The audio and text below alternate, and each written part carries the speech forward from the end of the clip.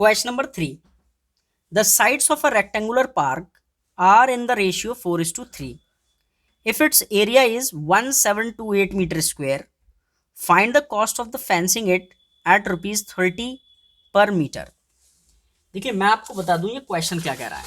ये कह रहा है कि एक रेक्टेंगुलर पार्क है, ठीक है, और उसकी लेंथ और ब्रेथ का रेशियो दे रखा है 4:3। तो जो लंबी वाली साइड होगी उसको हम 4x कंसिडर करेंगे और जो छोटी वाली होगी उसको क्या करेंगे 3x, यानी कि हमारा जो ब्रेथ है वो 3x है और लेंथ कितना है 4x। इतनी बात क्लियर हुई। अब ये कह रहा है इस रेक्टेंगुलर पार्क का एरिया कितना है 1728 मीटर स्क्वायर है और कह रहा है कि इसके चारों ओर हमें एक फेंस लगानी है। फेंस क्या होती है, मेड़, जिसे पार्क की बाउंड्री जो होती है ना उस पर वायर लगा देते हैं तो उसको हम फेंसिंग कहते हैं, मतलब मेड़ लगाना, ठीक है। या हमारे जो गांव में जो विलेजेस में जो खेत होते हैं उसके अंदर हम मिट्टी की एक मेड़ बना देते हैं, उसको भी हम फेंस कहते हैं। तो इसके चारों ओर हमें क्या करना है फेंसिंग, यानी कि इसके पेरीमीटर निकलेगा। कैसे करना है सॉल्व, ध्यान से देखिए। देखिए सबसे पहले इन्होंने क्या कहा था, साइड्स का रेशियो दे रखा था, तो लैंग्वेज कैसे लिखेंगे आप, solution let the length and breadth of the rectangular plot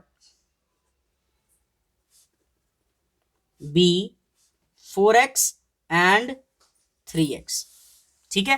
तो लेंथ कितनी है 4x और ब्रेथ कितनी है 3x, लेकिन area of rectangle equals to होता है लेंथ मल्टीप्लाई ब्रेथ। लेकिन इस रेक्टेंगुलर प्लॉट का जो एरिया है क्वेश्चन में ही गिवन है, कितना है 1728 मीटर स्क्वायर। तो आप जरा देखिए लेंथ हमने कितनी कंसिडर कर रखी है 4x, मल्टीप्लाई ब्रेथ कितनी कर रखी है 3x और इक्वल्स टू 1728। क्लियर इतनी बात। अच्छा 4 3 जा 12x स्क्वायर इक्वल्स टू 1728। तो x स्क्वायर की वैल्यू क्या होगी 1728 अपॉन 12। आप इसको क्या करें, अब इसको कट करें, तो इसको जब आप कट करेंगे तो 1728 से डिवाइड कर दें किसको, इसको डिवाइड किससे करें 12 से, तो 12 1 जा 12, 5 बचा 48, कितना बचा 144, ठीक है। तो एक्स स्क्वायर की वैल्यू कितनी हो गई 144, तो एक्स की वैल्यू क्या हो गई स्क्वायर रूट 144, किसका स्क्वायर होता है 144, तो एक्स की वैल्यू हो गई है कितनी 12। तो 12 मीटर हमारा क्या आ गया है एक्स की वैल्यू।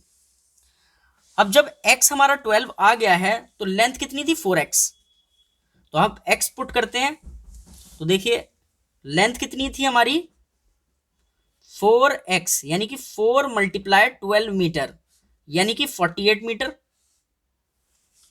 और ब्रेथ कितनी थी हमारी,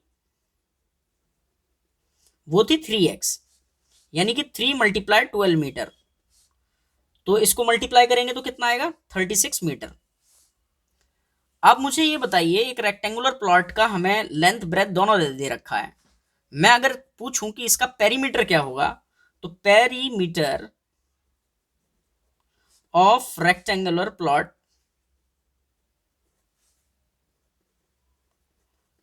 तो फॉर्मूला पेरीमीटर का क्या होता है rectangle 2 bracket l plus b, value put करते हैं 2, लेंथ कितना है 48 और ब्रेथ कितना है 36, दोनों को आप ऐड कर लें तो इन दोनों को ऐड करके क्या आ रहा है 84,